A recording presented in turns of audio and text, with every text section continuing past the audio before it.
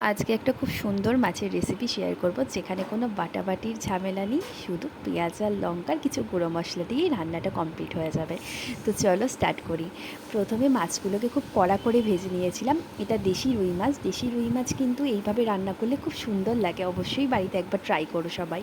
প্রথমেই সর্ষের তেলের মধ্যে একটু চিনি গরম করে নিয়েছি। তারপর কুচনো কিছু পেঁয়াজ অ্যাড করে দেব।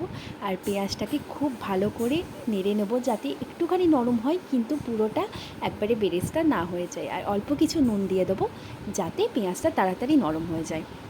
তো এরপর এইটা যতক্ষণ পেঁয়াজটা নরম হচ্ছে, ততক্ষণ আমি একটা মশলা করে নেব, যেখানে আমি কাশ্মীরি লঙ্কার গুঁড়ো, একটু হলুদ আর একটুখানি জিরে গুঁড়ো দিয়ে একটা মশলার পেস্ট বানিয়ে নিয়েছি।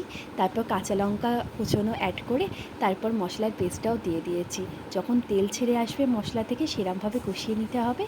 তারপর তেল ছাড়া মানে তেল ছেড়ে গেলে মশলা থেকে, তার মধ্যে কিছুটা জল অ্যাড করে তারপর ভাজা মাছগুলো অ্যাড করে দেবো। রান্না করতে আমি বরাবরই খুব ভালোবাসি। তো রান্না করলে যেন আমার শরীর মন সব ভালো হয়ে যায়।